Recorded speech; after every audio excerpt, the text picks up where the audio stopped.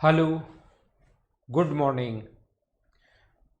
कैसे आप लोग? सबसे पहले मुझे बता दीजिए, क्या वीडियो और साउंड एकदम ठीक है क्या? और फिर हम लोग आज की क्लास की शुरुआत करते हैं। Good morning, good morning, good morning.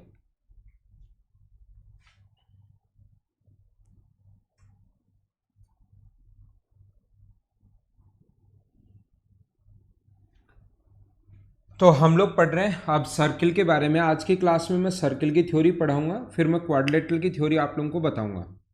आज की क्लास में जो हम लोग पढ़ने वाले हैं वो अब हम लोग पढ़ेंगे सर्किल की थ्योरी। हम लोग पढ़ेंगे आज की क्लास में।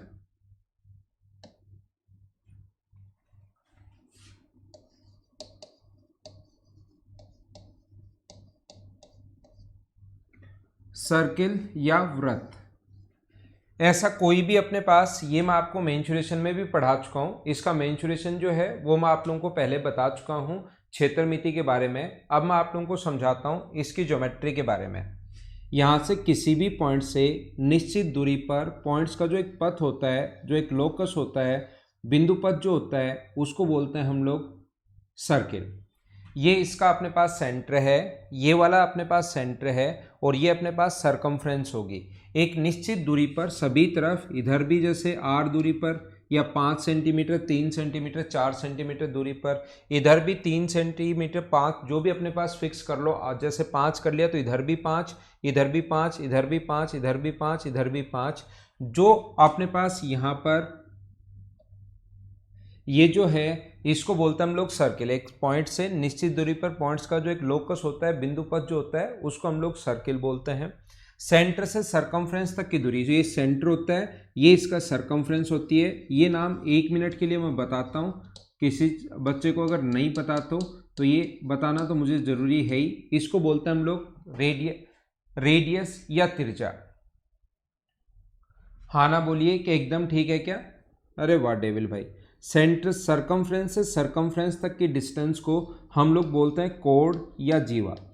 सरकमफ्रेंस से सरकमफ्रेंस तक की जो दूरी होती है उसको कोण या जीवा बोलते हैं। और सरकमफ्रेंस से सरकमफ्रेंस तक की डिस्टेंस अगर सेंटर से पास हो जाए तो उसका एक स्पेशल नाम भी होता है। इसका मतलब ऐसी कोई भी कोण, ऐसी कोई भी जीवा जो सेंटर से अगर पास हो तो इसका जो नाम होता है उसको हम लोग बोलते हैं डायमीटर। उसको हम लोग बोलते हैं व्यास। तो डायमीटर जो होगा वो ध्यान रखना, रेडियस का हमेशा डबल होता है। सेंटर से सरकमफ्रेंस तक की दूरी रेडियस होती है और डायमीटर यहाँ तक की डिस्टेंस होती है, तो रेडियस से हमेशा डबल होगा डायमीटर। यहाँ से अगर आप लोग सरकमफ्रेंस पर देखना, यहाँ से आप लोग चलना शुरू करते हो और चलते हुए वापस अगर यहीं पर आ गए तो इस चीज़ को बोलते हैं हम लोग इसकी सरकमफ्रेंस या परिधि हम लोग बोलते हैं। लेकिन कभी भी परिधि का एक छोटा सा अगर भाग हुआ, यहाँ से यहाँ तक की दूरी मान लो, तो इसको हम लोग बोलेंगे आर्क या चाप।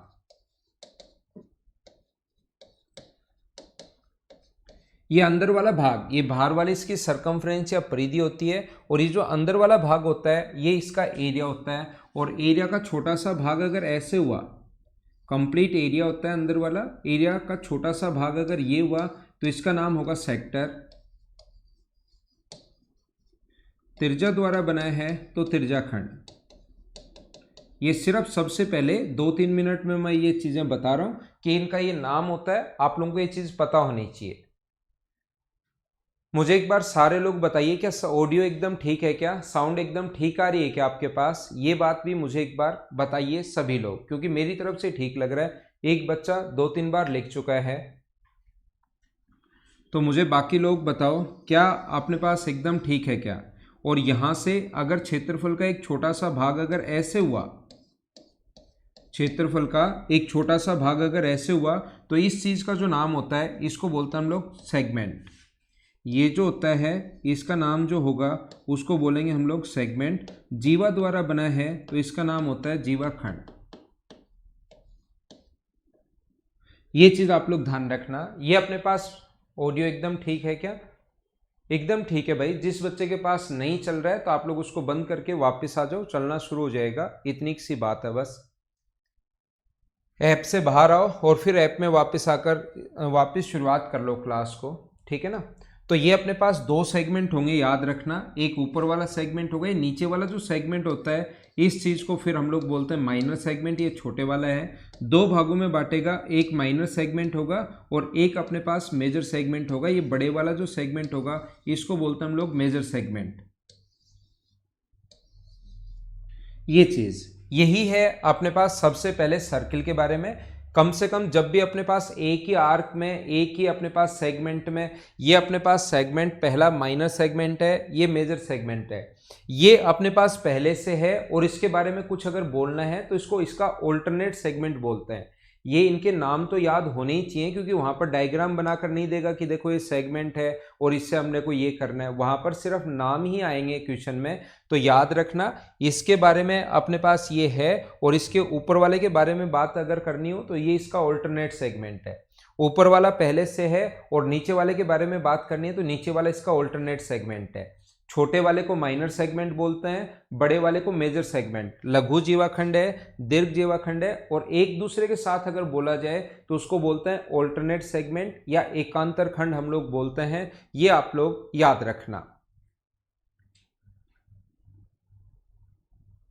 ठीक है। तो आगे हम लोग बढ़ते हैं थोड़ा सा।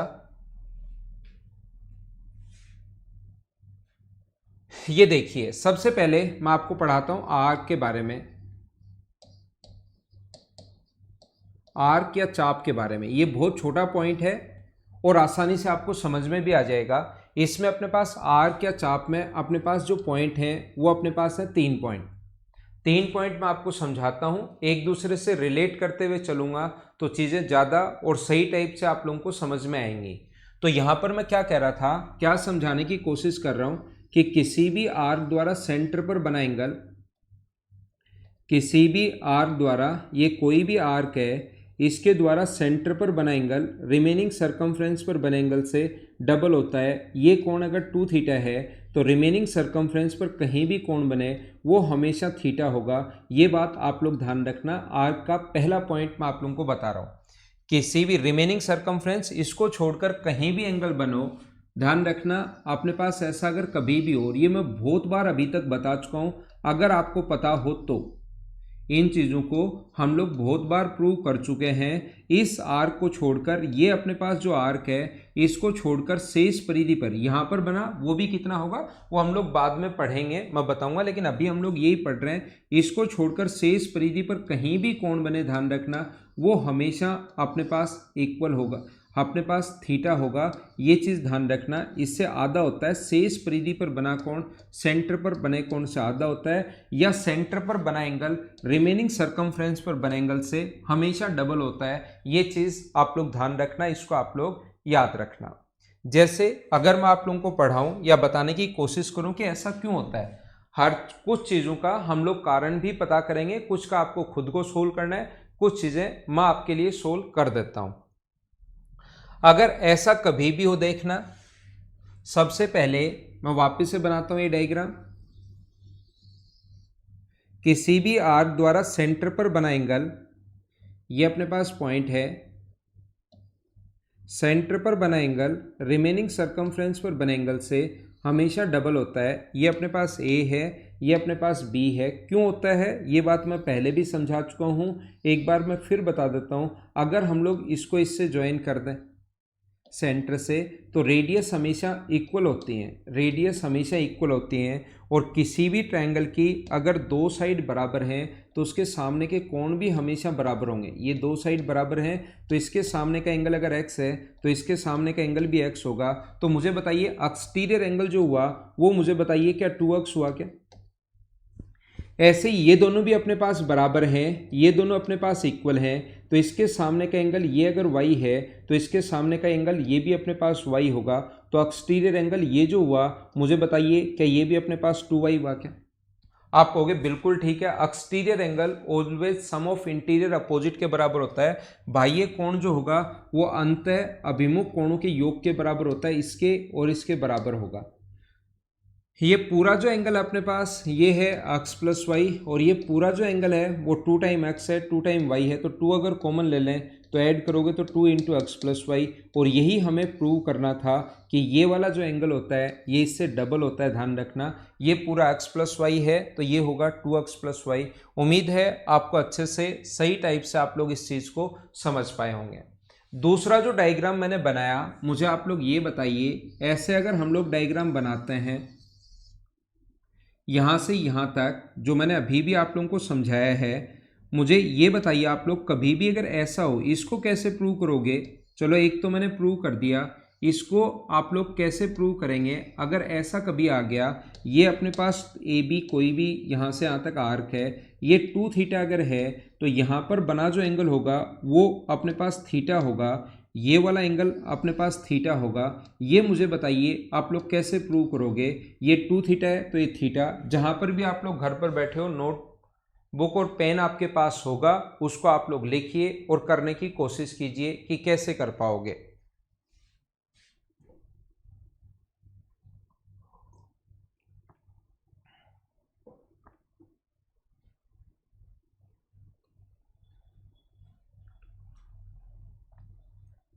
क्यों, क्या हुआ गौतम भाई?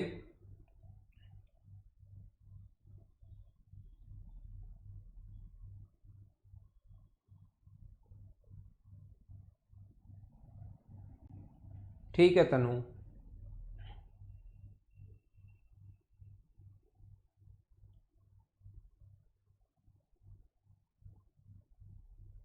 तो हम लोग क्या करते हैं, देखना, अपने पास ये कोण अगर थीटा है तो हमें प्रूव करना है कि ये कोण 2 थीटा होगा।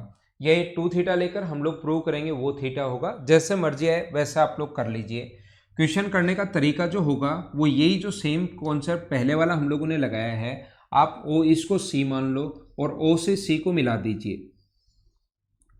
देखना जैसे ही ओ से सी को मिलाओगे तो मैं एक ही बात कहूंगा आपको, ओ ए बराबर होगा ओ सी के। रेडियस हमेशा बराबर होती है, ओ ए ऑलवेज इक्वल होगा ओ सी के। तो इस ओ ए के सामने ये वाला एंगल अगर एक्स है, ये वाला एंगल अगर एक्स है तो ये वाला एंगल भी एक्स होगा। ये बात आप लोग ध्यान रखना और उम्मीद है ये बात आपको समझ में भी आया होगा।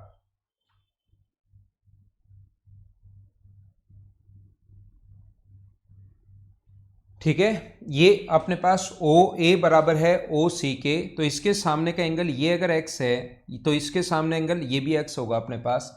ये जो कोण होगा अपने पास, ये वाला जो एंगल होगा, ये वाला एंगल, ये अपने पास होगा थीटा प्लस एक्स। क्यों? क्योंकि ओ ए बराबर ओ सी बराबर है ओ बी के। ध्यान से समझिए आप लोग, O से C तक बराबर है किससे? O से B तक। तो रेडियस अगर बराबर है, क्यों बराबर है? क्योंकि रेडियस इक्वल है, और रेडियस इक्वल है तो ये पूरा कोण देखना, O से B के सामने पूरा कोण थीटा प्लस एक्स है, तो O से C के सामने ये एंगल भी कितना होगा? थीटा प्लस एक्स होगा। और ये पॉइंट अगर P मानूं मैं यहाँ पर, ये पॉइंट अगर मैं P मानूं तो इस वाले ट्रायंगल की बात करूं, अगर इस वाइट वाले ट्रायंगल की, देखना इस वाले ट्रायंगल की अगर बात की जाए तो मुझे आप लोग ये बताइए, क्या ये अपने पास एक्सटीरियर एंगल का काम कर रहा है क्या?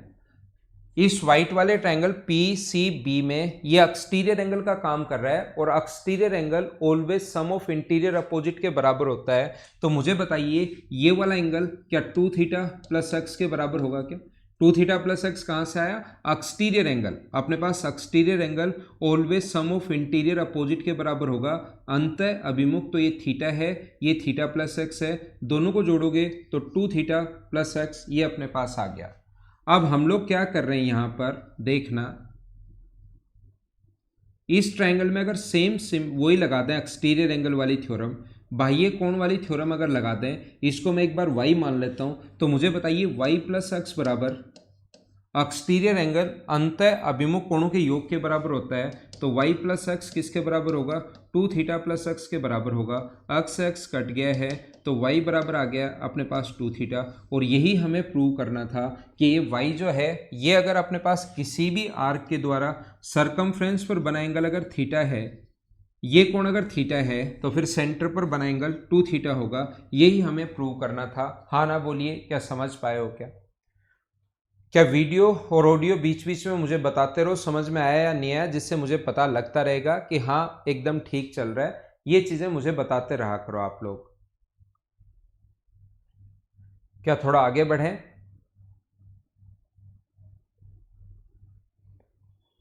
तो यहां पर मैं सिर्फ और सिर्फ एक ही चीज, सबसे पहला पॉइंट एक ही बात समझाने की कोशिश कर रहा हूं, सारे लोग ध्यान से समझना। मैं वापस बता देता हूं आप लोगों को, फिर से सिखाने की कोशिश कर रहा हूं। पहले पॉइंट में किसी भी आर्क द्वारा सेंटर पर बना एंगल, यहां पर ऐसा अपने पास है, किसी भी आर्क द्वारा सेंटर पर बना एंगल रिमेनिंग सरकमफ्रेंस पर बने एंगल से हमेशा डबल होगा। ये अपने पास अगर 2 थीटा है तो रिमेनिंग सरकमफ्रेंस इस आर्क को छोड़कर शेष परिधि पर कहीं भी कोण बने वो हमेशा अपने पास थीटा होगा। ये चीज आप लोग याद रखना, चाहे यहां पर बनो अपने पास थीटा होना है, चाहे यहां पर बनो, शेष परिधि पर कहीं भी कोण बनो वो हमेशा थीटा होगा।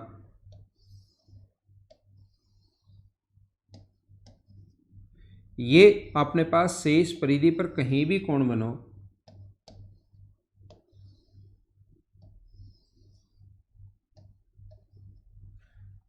ये ध्यान रखना, इससे आधा होता है। सबसे पहला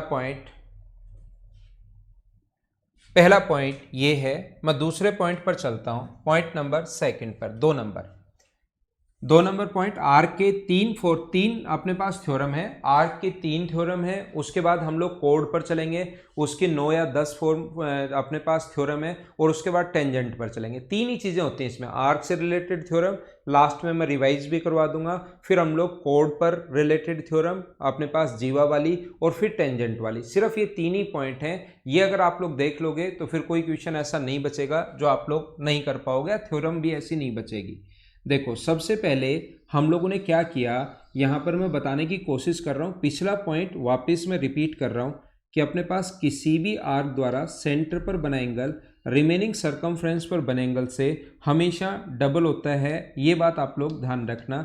ये 2 थीटा है तो अपने पास सरकमफ्रेंस पर बना जो एंगल होगा, ये वाला एंगल जो होगा वो थीटा होगा।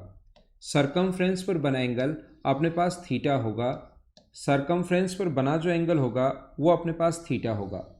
अगर मैं आपको समझाने के लिए एक बार थोड़ा सा ध्यान देना, पॉइंट नंबर 2 पर आप कहोगे सर ये तो 1 नंबर ही पॉइंट है, 2 नंबर कैसे हुआ? याद रखना, आपको समझाने के लिए मैं इसको यहाँ से हटा देता हूँ। तो मुझे एक छोटा सा पॉइंट ये बताइए, क्या ऐसा बोला जा सकता है क्या कि एक ही चाप द्वारा शेष परिधि पर बने कोण बराबर होते हैं?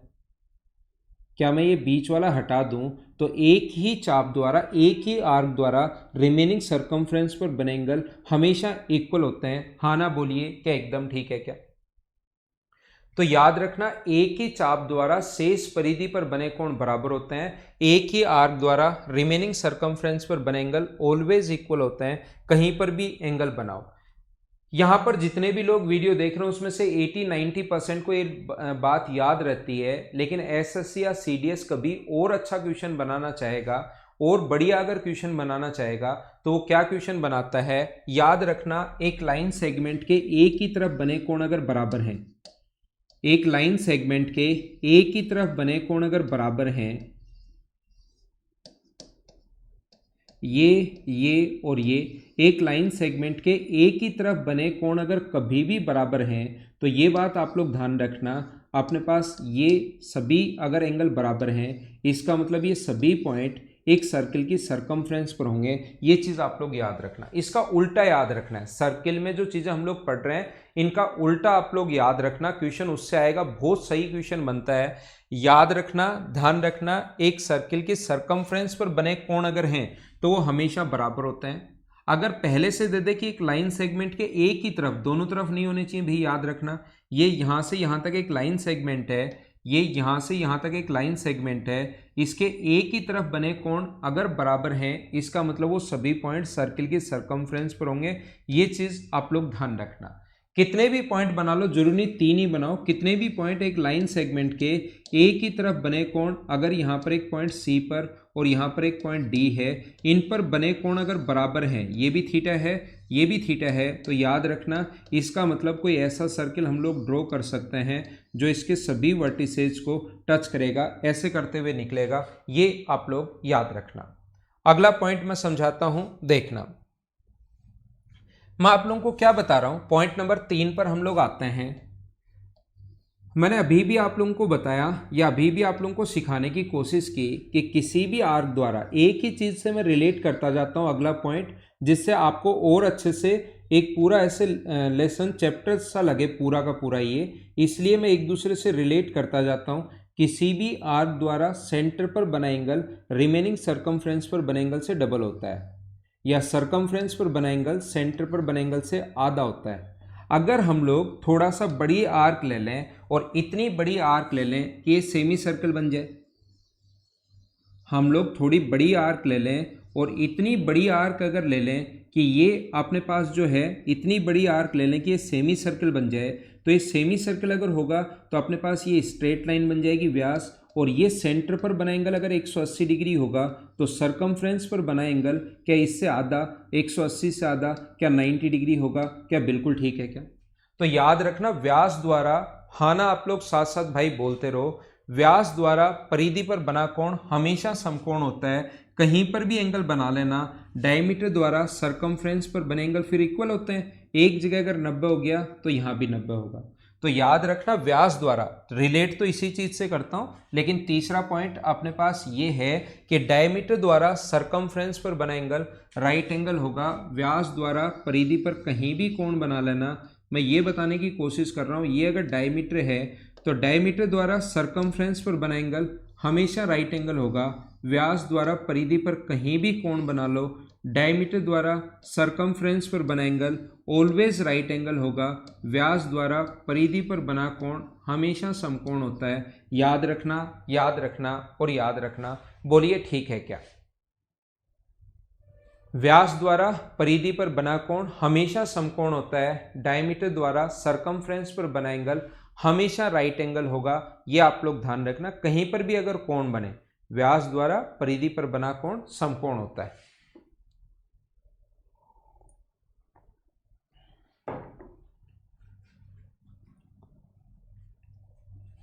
देखिए ध्यान देना, मैंने क्या समझा दिया। आर्क से रिलेटेड अभी तक मैंने 3 पॉइंट आपको बताए हैं। आर्क से रिलेटेड पहला पॉइंट, मुझे उम्मीद है तीनों पॉइंट याद हो गए होंगे, और आर्क से रिलेटेड सिर्फ ये 3 ही पॉइंट हैं। ये 2 थीटा है तो ये थीटा होगा पहला पॉइंट। दूसरा पॉइंट, एक ही चाप द्वारा परिधि पर बने कोण बराबर होते हैं।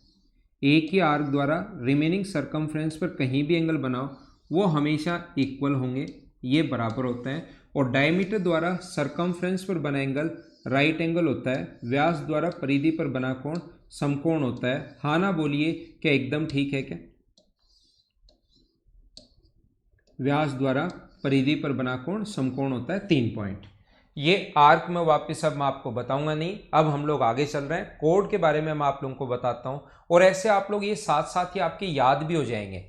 ये जो हैं वो साथ साथ आपके याद भी हो जाएंगे जैसे जैसे हम लोग पढ़ते चलेंगे। सर्किल आसान है, ये आप लोग ध्यान रखना। और कुछ भी प्रूव होगा सर्किल में, उसमें 99% जो चीज़ें हैं वो हमेशा ट्रायंगल से प्रूव होंगी। आगे जो मैं आपको पढ़ा रहा हूँ आज की क्लास में सर्किल, और कल की क्लास में क्वाड्रिलेटरल जो मैं आपको पढ़ाऊंगा, याद रखना उसकी 99% चीज़ें कुछ भी प्रूव करना होगा वो हमेशा ट्रायंगल से प्रूव होगा, ये आप लोग याद रखना। ठीक है, तो आइए अब मैं आप लोगों को अगला पॉइंट बताता हूं, और अब मैं आप लोगों को समझाता हूं आर्क के बारे में, आर्क के बाद कोड के बारे में। हम लोग समझते हैं जीवा के बारे में, और उसके जैसे हम लोगों ने पॉइंट पढ़े थे, हम लोगों ने उसके 3 पॉइंट पढ़े थे। इसके ऐसे ही 7-8 पॉइंट हम लोग जितने भी हैं वो हम लोग पढ़ने की कोशिश करेंगे, उनको याद करेंगे, और फिर मैं आपको पढ़ाऊंगा टेंजेंट के बारे में। और टेंजेंट बस इतना ही है, कोड, आर्क और टेंजेंट, 3 ही चीज़ें इसमें, तीनों की थ्योरम आप लोगों को याद रखनी है। तो आइए मैं आप लोगों को समझाने की कोशिश करता हूँ। यहाँ पर ये चीज़ आप लोग ध्यान रखना, कोड के बारे में आप लोग जानते तो हो ही कि होता क्या है, सरकमफ्रेंस से सरकमफ्रेंस तक की दूरी अपने पास कोड होगी। पहला पॉइंट ये है, कोड के मिड पॉइंट को सेंटर से मिलाने वाली लाइन, ये कोड का मान लो मिड पॉइंट है, कोड के मिड पॉइंट को सेंटर से मिलाने वाली लाइन हमेशा उस पर परपेंडिकुलर होती है। ये मिड पॉइंट गिवन है क्वेश्चन में, AP बराबर है PB के। तो ध्यान रखना, कोड के मिड पॉइंट को सेंटर से मिलाने वाली लाइन हमेशा उस पर परपेंडिकुलर होगी, या इसका उल्टा भी एकदम ठीक है। इसका उल्टा एकदम ठीक है, याद रखना। अगर कभी भी हम लोग यहाँ से परपेंडिकुलर डालें, ये कोई भी कोड है ए बी, और यहाँ से अगर हम लोग परपेंडिकुलर डालें तो वो हमेशा और हमेशा, मान लो ये इस पर परपेंडिकुलर अगर डाल दिया तो फिर याद रखना परपेंडिकुलर अगर पहले से गिवन है तो ये दोनों बराबर होगा, ए पी बराबर होगा पी बी के। उल्टा भी एकदम ठीक है। जो भी हम लोग पढ़ रहे हैं सर्किल में दोनों तरफ से ठीक है।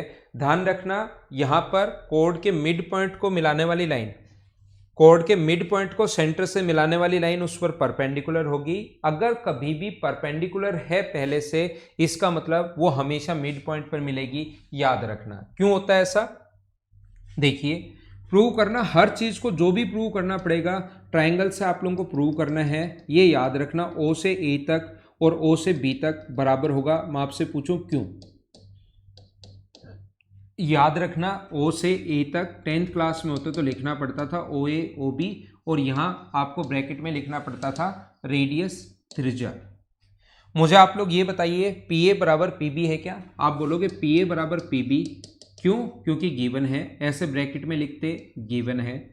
और उसके बाद मुझे बताइए ओ पी बराबर ओ पी, दोनों में क्यों? क्योंकि कॉमन है, ये आप लोग लिखते कॉमन है ऐसे। और फिर एस एस एस से दोनों के दोनों ट्रायंगल कॉन्ग्रेंट हो गए, सी पी सी टी, ऐसा आप लोगों ने चीजें पढ़ी होंगी 9th 10th में अगर आपको याद है तो। सिमिलरिटी नहीं है, समरूपता होगा, कॉन्ग्रेंसी होगी।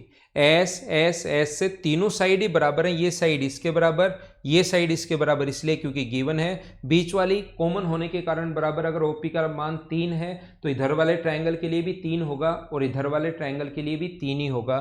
तो याद रखना ऐसा होते ही फिर कॉन्ग्रेंट होते ही सब कुछ बराबर, और सब कुछ बराबर होते ही एंगल बराबर होंगे। एक स्ट्रेट लाइन पर बना एंगल कितने डिग्री होता है तो आप कहोगे 180, और दोनों तरफ बराबर बराबर तो कितने कितने डिग्री होगा 90 90, ये अपना आंसर आ जाएगा। अगर पहले से 90 डिग्री है तो दोनों में एक तो राइट एंगल है, हाइपोटेनस दोनों की इसलिए बराबर क्योंकि रेडियस है, और एक साइड कॉमन होने के कारण बराबर, एक साइड कॉमन होने के कारण बराबर, दोनों ट्रायंगल कॉन्ग्रेंट हो गए। कॉन्ग्रेंट हो गए तो फिर तीसरी साइड भी बराबर होगी, इसके तीसरी साइड भी बराबर होगी, तो पी ए बराबर पी बी। क्या सारे लोग समझ पाए हो क्या? कॉन्ग्रेंसी या सर्वांग समता से, ये चीज आप लोग ध्यान रखना। ओपी अपने पास उम्मीद है समझ में आया होगा। कोड का पहला पॉइंट क्या है मैं फिर से बोल देता हूं, कोई स्टूडेंट अगर लिखना चाहे फटाफट तो लिख सकता है। कोड के मिड पॉइंट को सेंटर से मिलाने वाली लाइन कोड पर परपेंडिकुलर होगी। कोड के मिड पॉइंट को सेंटर से मिलाने वाली लाइन उस पर परपेंडिकुलर होगी। Point number first. इसमें दूसरा पॉइंट मैं आपको समझाने की कोशिश करता हूं, पॉइंट नंबर सेकंड। ये छोटे छोटे पॉइंट मैं आपको बता रहा हूं, याद रखना। इक्वल कोड्स जो होती हैं, समान जीवाएं केंद्र पर समान कोण बनाती हैं। अगर दो कोड्स ए बी बराबर ए सी है, इक्वल कोड्स ए बी बराबर सी डी है, दोनों इक्वल दी हुई हैं, इक्वल कोड्स सेंटर पर इक्वल एंगल बनाती हैं, A B equals to C D given है भाई, ये दिया हुआ है। तो इक्वल कोड्स जो होंगी वो सेंटर पर इक्वल एंगल बनाएंगी, समान जीवाएं केंद्र पर समान कोण बनाती हैं। तो देखिए आप लोग, समान जीवाएं केंद्र पर समान कोण बनाती हैं, इक्वल कोड्स सेंटर पर इक्वल एंगल बनाएंगी। क्यों? क्योंकि अपने पास, मुझे बताइए क्या रेडियस बराबर होंगी क्या? आप कहोगे हाँ होंगी, रेडियस बराबर, ये पहले से क्वेश्चन में गिवन है कि इक्वल हैं। तो एस एस एस से दोनों के दोनों ट्रायंगल कॉन्ग्रेंट हो गए, कॉन्ग्रेंट हो गए तो ये वाला एंगल और ये वाला एंगल दोनों इक्वल होंगे। समान जीवाएं केंद्र पर समान कोण बनाती हैं। हाँ कर सकते हो डेविल, वैसे भी प्रूव कर सकते हो, ठीक है ना, वैसे भी आप लोग प्रूव कर सकते हो। तो मैं आपको क्या कह रहा था, समान जीवाएं सेंटर पर समान कोण बनाती हैं, इक्वल कोड्स सेंटर पर इक्वल एंगल बनाएंगी। अपने पास समान जीवाएं केंद्र पर समान कोण बनाती हैं, ये इनका उल्टा भी एकदम ठीक है। अगर समान जीवाएं कभी भी होंगी तो सेंटर पर इक्वल एंगल बनाएंगी, या दो जीवाएं सेंटर पर अगर इक्वल एंगल बनाती हैं तो उसका उल्टा सोचना कि दोनों बराबर होंगी। जो भी हम लोग पढ़ रहे हैं दोनों उल्टा एकदम ठीक होगा। हाँ कमलेश भाई, लेटेस्ट क्वेश्चंस आपको मैं दे रहा हूं, प्रोवाइड करवा रहा हूं, बीच बीच में क्वेश्चंस डाले गए हैं, अगर आप देखोगे तो।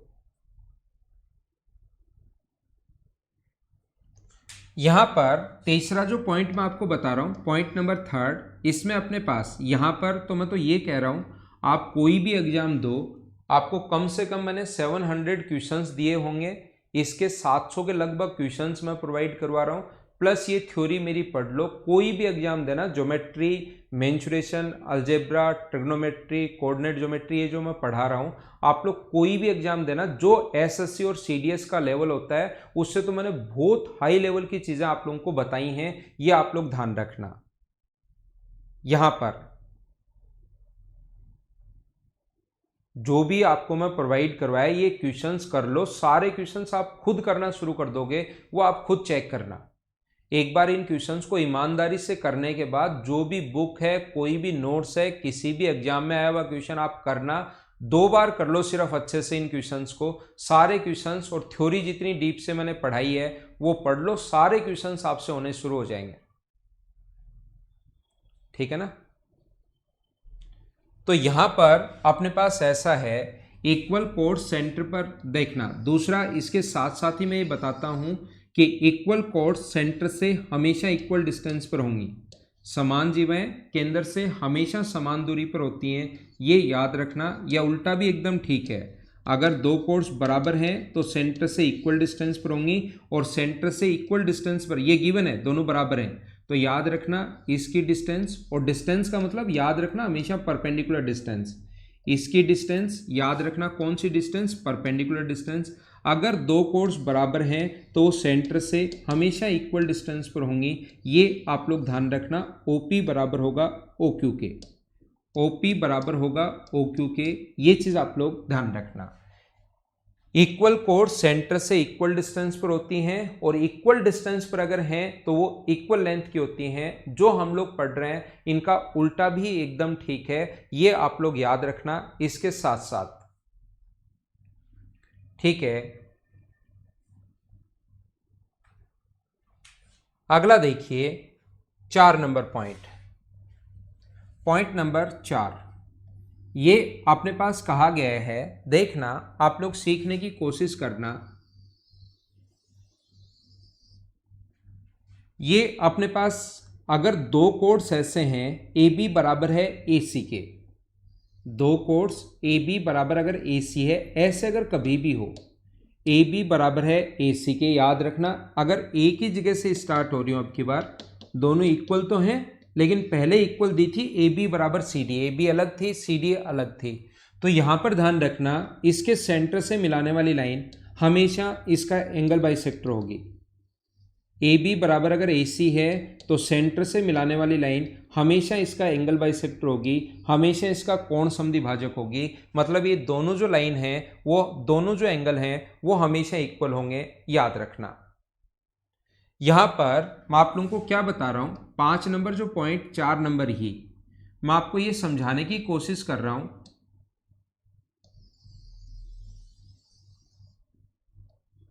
अगर ये दोनों बराबर हैं, AB बराबर है AC के, ये दोनों अगर बराबर हैं तो देखना आप लोग समझने की कोशिश करना, ये दोनों अगर बराबर हैं तो सेंटर से मिलाने वाली लाइन इस एंगल का एंगल बाइसेक्टर क्यों होती है? सेंटर से जो मिलाने वाली लाइन है इस एंगल का एंगल बाइसेक्टर इसलिए होती है क्योंकि यहां से अगर आप लोग इसको मिला दो और यहां से अगर इसको आप लोग मिला दोगे तो ये दोनों अपने पास बराबर होंगे, क्योंकि रेडियस है। ये इसके बराबर इसलिए क्योंकि गिवन है, और ये बीच वाली साइड कॉमन होने के कारण बराबर। तो क्या एस एस एस से दोनों के दोनों ट्रायंगल कॉन्ग्रुएंट हो गए क्या? यदि 2 ट्रायंगल एक बार कॉन्ग्रुएंट हो जाएं तो सब कुछ बराबर होता है, सब कुछ बराबर होता है, ये बात आप लोग ध्यान रखना। ये वाला जो एंगल होगा वो इसके बराबर होगा, थीटा और थीटा, इसीलिए एंगल बाइसेक्टर होगा। एक बार सब कुछ जो भी प्रूव होगा वो याद रखना ट्रायंगल से ही प्रूव होता है। इसमें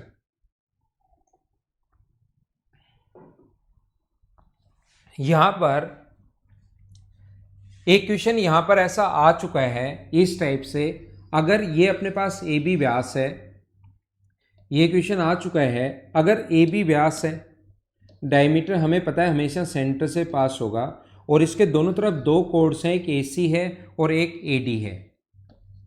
AC व AD अगर सेंटर के साथ इक्वल एंगल बनाए, AC व AD सेंटर के साथ इक्वल एंगल बनाए, तो बताइए निम्नलिखित में से कौन सा सत्य है।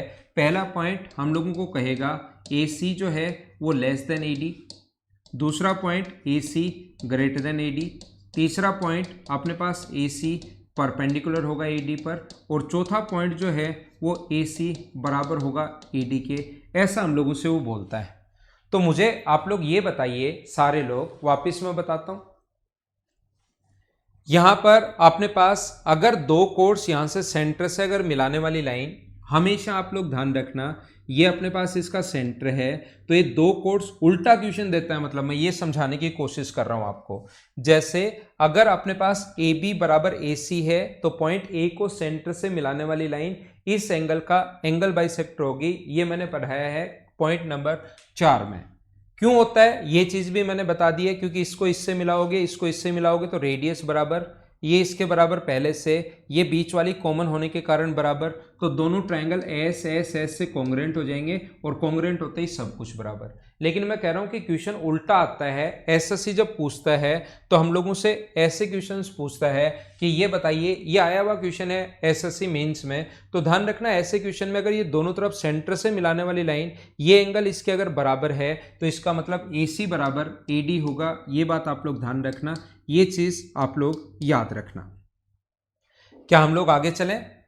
थोड़ा सा और हम लोग आगे बढ़ते हैं। इनको वैसे भी प्रूव कर सकते हो कि यहां से यहां पर मिला दो, तो अपने पास व्यास बराबर है, डायमीटर अपने पास इक्वल है, एक अपने पास कोण 90 डिग्री होने के कारण बराबर, और एक एंगल ये क्वेश्चन में खुद ने बराबर दिया हुआ है, तो दो एंगल बराबर और एक साइड कॉमन होने के कारण बराबर, तो AAS से दोनों के दोनों त्रिभुज सर्वांगसम हो जाएंगे, और सर्वांगसम होते ही फिर तो सब कुछ बराबर होता है। ऐसे भी आप लोग देख सकते हो, या वो याद है पॉइंट उसका उल्टा, तो ऐसे आप लोग कर सकते हैं।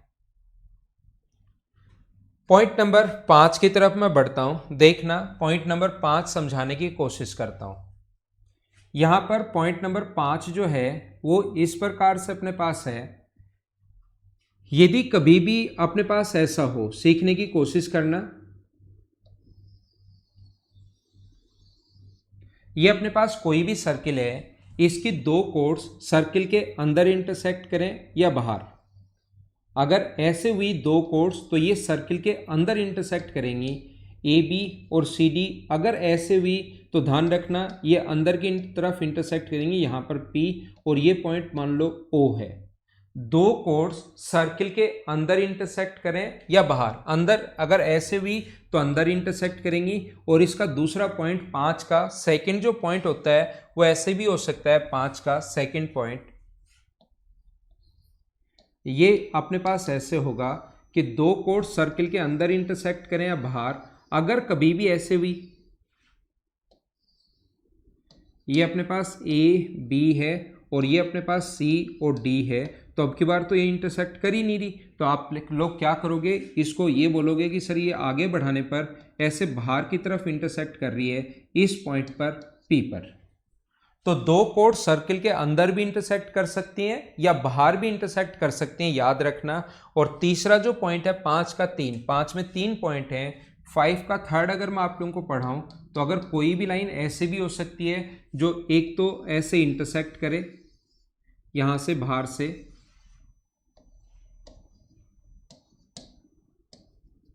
और ये अपने पास एक लाइन सिर्फ इसको टच करे, एक इसको टच करे, तो ऐसे भी अपने पास बन सकता है, जरूरी नहीं दूसरी लाइन ऐसे इंटरसेक्ट ही करे। तो याद रखना मैं आपको क्या समझाने की कोशिश कर रहा हूं, दो कोड सर्किल के अंदर इंटरसेक्ट करें या बाहर, उनके द्वारा बने आयत का क्षेत्रफल हमेशा बराबर होगा, रेक्टेंगल का एरिया हमेशा बराबर होगा। मतलब PA इंटू PB बराबर होता है PC इंटू PD के। ये बात आप लोगों को याद रखनी चाहिए। दो कोड्स सर्किल के अंदर इंटरसेक्ट करें या बाहर, उनके द्वारा बने आयत का क्षेत्रफल हमेशा बराबर होता है। ये बात आप लोग ध्यान रखना। मैं आपको क्या समझाने की कोशिश कर रहा हूं इस पर मैं वापस आऊंगा। दो कोड्स सर्किल के अंदर इंटरसेक्ट करें या बाहर, उनके द्वारा बने आयत का क्षेत्रफल रेक्टेंगल का एरिया हमेशा बराबर होगा। ये चीज आप लोग ध्यान रखना। मैं बार बार बोल रहा हूं, उनके द्वारा बने आयत का क्षेत्रफल रेक्टेंगल का एरिया हमेशा बराबर होगा। क्या आपको कहीं पर इसमें रेक्टेंगल बनता हुआ दिखाई दे रहा है क्या? मुझे आप लोग ये बताइए, या इसमें कहीं पर आप लोग मुझे बताओ, क्या रेक्टेंगल बनता हुआ आपको दिखाई दे रहा है क्या? याद रखना, रेक्टेंगल नहीं बन रहा। तो रेक्टेंगल इसमें बनता नहीं है, छोड़ो उसको, रेक्टेंगल का एरिया बराबर होता है। आप लोग इधर ध्यान दो, उस चीज को छोड़िए, मैं आपको समझाता हूं कि ये बराबर होता क्यों है। ये पॉइंट यहां पर P है, आप एक छोटा सा काम कीजिए, इसको इससे मिलाओ, ज्वाइन करो, A को D से ज्वाइन कर दीजिए और B को C से ज्वाइन कर दीजिए।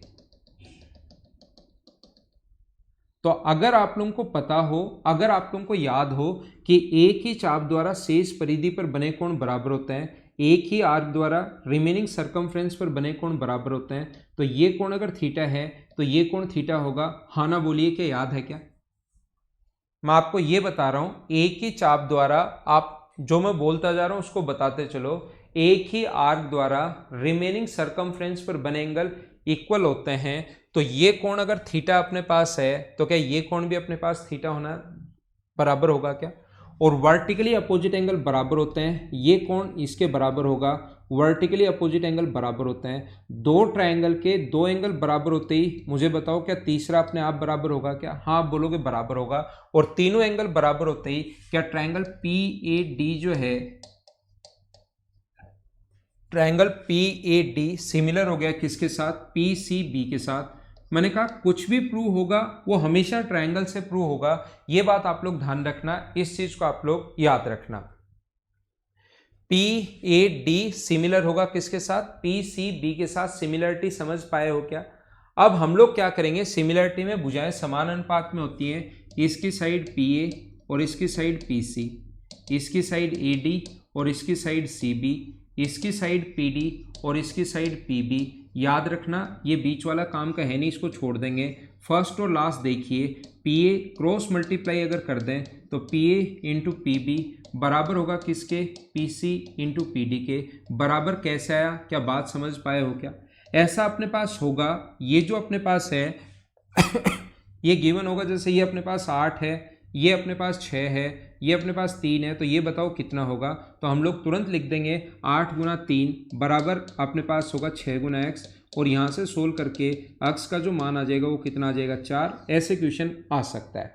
लेकिन याद रखना, कभी भी अगर अपने पास, ध्यान देना सारे लोग, कभी अगर अपने पास यहाँ पर रेक्टेंगल अगर होता है कोई भी, A B C और D, A B C और D, तो याद रखना AB इंटू AD जो होता है, एक ही पॉइंट से शुरू करके, ये अपने पास लेंथ है, ये L है और ये B है, A से B तक जाओगे और A से अगर D तक जाओगे, इन दोनों को अगर गुना करोगे तो वो हमेशा रेक्टेंगल के एरिया को डिनोट करता है। AB इंटू उसी पॉइंट से शुरू करके A से B तक और A से D तक। तो याद रखना, इसमें कहीं भी रेक्टेंगल नहीं बन रहा, इसमें अपने पास कहीं भी रेक्टेंगल नहीं बन रहा है। याद रखना, सिमिलरिटी से ये आता है, लेकिन ये आने के बाद जब हम लोग इसको मेंसुरेशन से रिलेट करने की कोशिश करते हैं, इस चीज को जब हम लोग मेंसुरेशन से रिलेट करने की कोशिश करते हैं कि एक लेंथ है P से A तक और एक लेंथ है P से B तक, तो बताइए क्या ये PA इंटू PB जो होगा वो क्या इस रेक्टेंगल के एरिया को डिनोट करेगा क्या? तो ध्यान रखना, PA इंटू P से A तक और P से B तक लंबाई और चौड़ाई पर जो अपने पास रेक्टेंगल बना उसका एरिया, और P से C तक और P से D तक जो रेक्टेंगल बना उसका एरिया, दोनों का एरिया बराबर होता है। PA इंटू PB एक रेक्टेंगल के एरिया को डिनोट करता है, ये L और ये B, L इंटू B। ध्यान रखना आप लोग, कहीं भी इसमें रेक्टेंगल नहीं बनता, लेकिन एक बार क्वेश्चन CDS में आ चुका है कि अगर दो कोण सर्कल के अंदर इंटरसेक्ट करें तो बताइए उनके द्वारा बने किसका एरिया बराबर होगा? क्या रेक्टेंगल का एरिया बराबर होगा, पैरेललोग्राम का एरिया बराबर होगा, या अपने पास ट्रिपेजियम का एरिया बराबर होगा? और एक डी ऑप्शन और दे दिया, तो फिर आप लोग वहां पर जब नहीं पढ़ा हुआ रहता है तब कंफ्यूज रहते हो कि यार ये क्या क्वेश्चन आ गया। तो याद रखना, कहीं भी रेक्टेंगल नहीं बनता, ये ऐसे ही है, रेक्टेंगल नहीं बनता। हमने प्रूव किया सिमिलरिटी से, और सिमिलरिटी से प्रूव करने के बाद फाइनल रिजल्ट ये आया, और इस चीज को हम लोग याद कर लेते हैं, ये आप लोग ध्यान रखना। हाँ ना बोलिए, एकदम ठीक है क्या?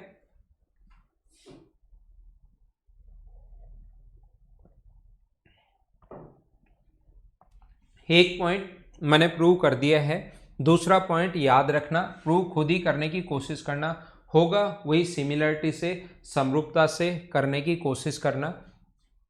यहाँ पर एक पॉइंट मैं बता देता हूँ, यहाँ पर मैं समझाऊंगा, अभी नहीं समझाया है। याद रखना किसी भी टेंजेंट व कोड के बीच, और ये भी बताऊंगा होता क्यों है, ये भी मैं समझाऊंगा। टेंजेंट व कोड के बीच बना कोण अगर थीटा है तो इधर जहां भी कोण बनेगा वो एंगल थीटा होगा। याद रखना, ये बात मैं समझाऊंगा आपको, अभी तक समझाई नहीं है, ये मैं समझाऊंगा। अब देखिए पिछले क्वेश्चन में अगर आप लोग यहां से इसको याद करना चाहते हो तो P से A तक और फिर वापस P से D तक होता है। जैसे ये अगर 6 है, ये 4 है, और ये अगर अपने पास 5 है, और ये अगर अपने पास x है, तो एक ही याद रखना, कुछ लोग गलती ये करते हैं 6 गुना 4 बराबर 5 गुना x, ऐसे ये साफ साफ गलत हो जाएगा।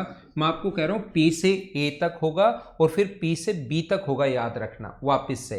तो यहाँ से 6 P से A तक आए और फिर P से B तक कितना होगा 10, ऐसे ये कितना होगा 5 × 5 + x, और यहाँ से अपने पास x की वैल्यू आ जाएगी जब हम लोग सोल्व करेंगे इस क्वेश्चन में।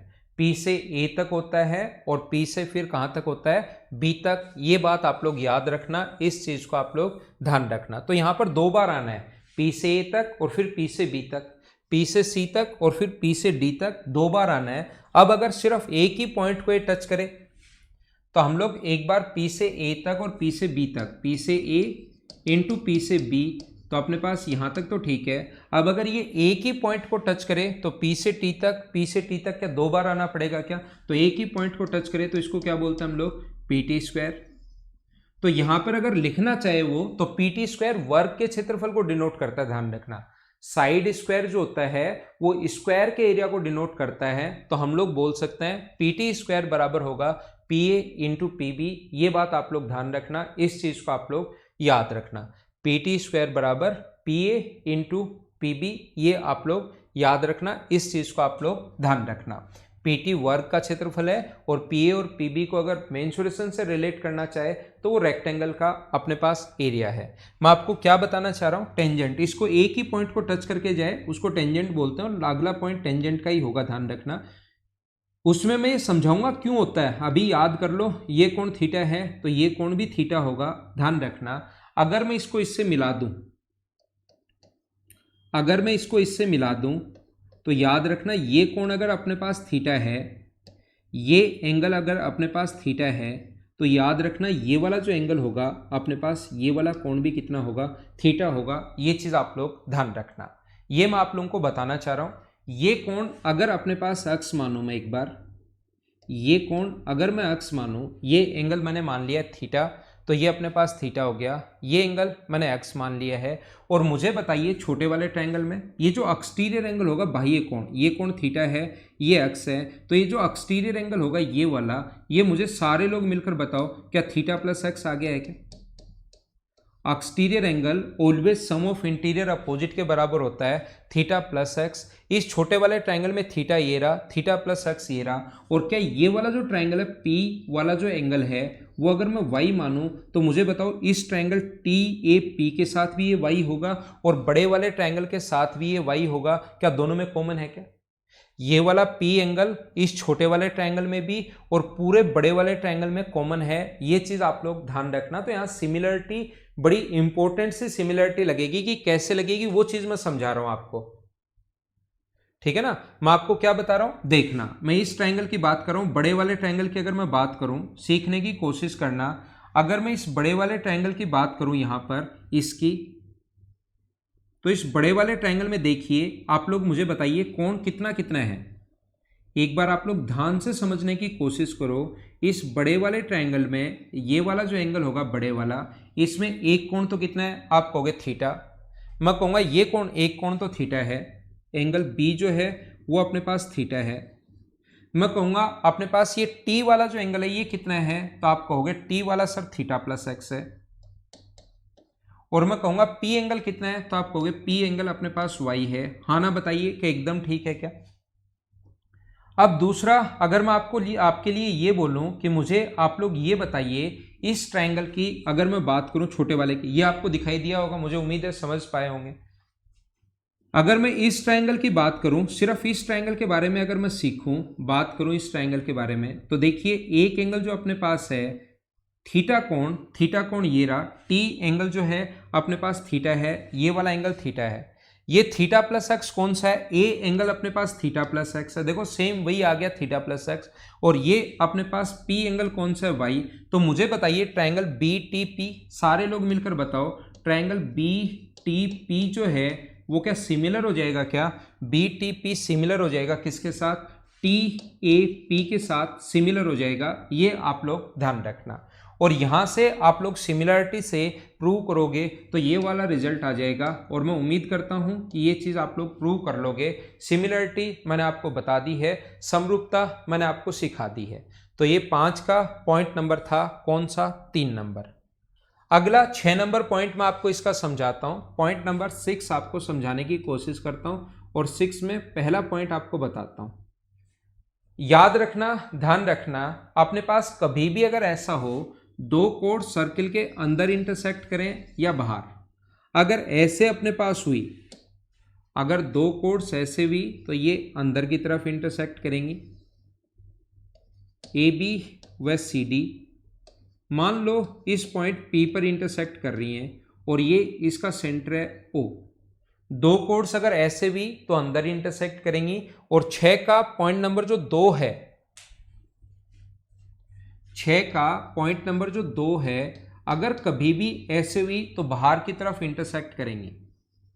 दो कोर्स सर्किल के अंदर इंटरसेक्ट करें या बाहर, अगर ऐसे हुई तो वो इंटरसेक्ट करेंगे अपने पास बाहर की तरफ।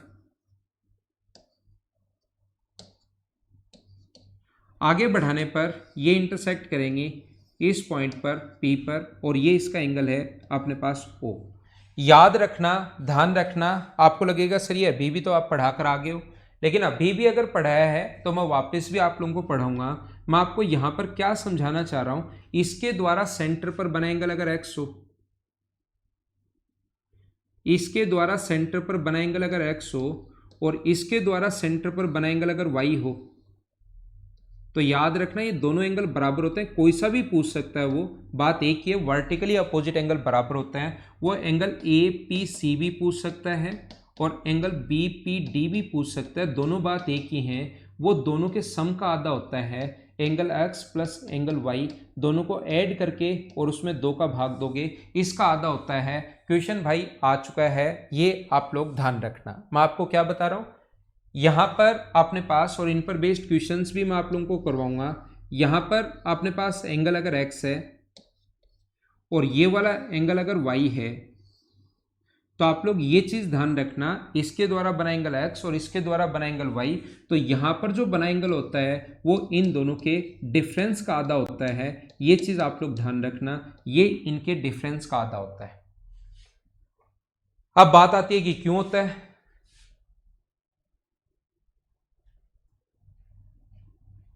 ठीक है ना, अब बात आती है कि अपने पास क्यों हुआ ये। मैं आपको क्या बताने की कोशिश कर रहा हूं, देखना, मैं आपको यह समझाने की कोशिश कर रहा हूं कि कोई भी अगर सर्किल अपने पास है, तो यहां पर अपने पास दो कोड्स अगर हैं ए बी व सी डी, ये अपने पास ए बी है और दूसरा अपने पास है सी और डी। ये इस पॉइंट P पर मान लो एंगल बनाए। पहले तो एक एग्जांपल से मैं बताता हूँ। ये वाला एंगल मान लो 80 है, जो एसएससी में आ चुका है, वो क्वेश्चन मैं करवा रहा हूँ। और ये वाला एंगल मान लो अपने पास यहाँ पर 90 है।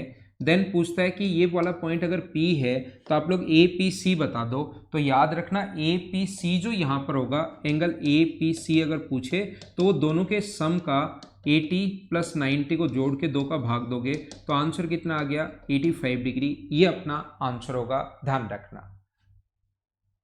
ठीक है ना, ये अपने पास 80 है, ये अपने पास 90 है, तो ये दोनों के सम का आधा होता है। ये चीज आप लोग ध्यान रखना। अब बात आती है कि सम का आधा सर होता क्यों है। मुझे एक काम कीजिए, आप लोग सब कुछ जो भी प्रूव होगा वो हमेशा ट्रायंगल से प्रूव होगा। आप लोग इसको ज्वाइन कर दो। इस आर्क द्वारा, ध्यान से समझना सारे लोग, इस आर्क द्वारा सेंटर पर बना एंगल अगर y है तो सेम आर्क द्वारा सरकमफ्रेंस पर बना एंगल, मुझे बताइए क्या y/2 होगा क्या? इसी आर्क द्वारा सेंटर पर ये है तो सरकमफ्रेंस पर ये होगा। इस आर्क द्वारा सेंटर सरकमफ्रेंस पर बना एंगल अगर x है तो सेम आर्क सेंटर पर बना एंगल अगर x है तो सेम आर्क द्वारा सरकमफ्रेंस पर बना एंगल, क्या अपने पास ये वाला एंगल x/2 होगा क्या? और अगर थोड़ा सा मैं इसको हाईलाइट करके ध्यान से समझाने की कोशिश करूं, इस ट्रायंगल की आपके लिए अगर मैं बात करूं, एक बार इस ट्रायंगल के बारे में अगर मैं समझाऊं तो मुझे बताइए आगे बढ़ाने पर क्या ये एक्सटीरियर एंगल का काम कर रहा है क्या? मुझे ये बताइए आगे बढ़ाने पर ये एक्सटीरियर एंगल का काम कर रहा है, और एक्सटीरियर एंगल जो होगा क्या वो always sum of interior opposite के बराबर होता है क्या? सम ऑफ इंटीरियर अपोजिट के बराबर होगा। सम ऑफ इंटीरियर अपोजिट के बराबर होगा मतलब अंतः अभिमुख कोणों के योग के बराबर होता है। तो किसके बराबर होगा? x/2 plus y/2। दो एलसीएम लेकर हम लोग बाहर ले आए तो इसलिए ये ऐसा होता है। साथ ही आप लोग अगला जो है 6 का पॉइंट नंबर 2 खुद प्रूव करने की कोशिश करना, ये आपसे हो जाएगा। बाकी मैं थोड़ी देर बाद वापस आता हूं, आगे की चीजें आपको समझाने की कोशिश करता हूं, सर्किल को और आगे बढ़ाते हैं। 1 घंटे हम लोग और पढ़ेंगे, उसमें अपनी थ्योरी कंप्लीट हो जाएगी। Okay, thank you. फिर आते हैं थोड़ी देर बाद, वापस मिलते हैं और कुछ इंपॉर्टेंट चीजें और पढ़ते हैं।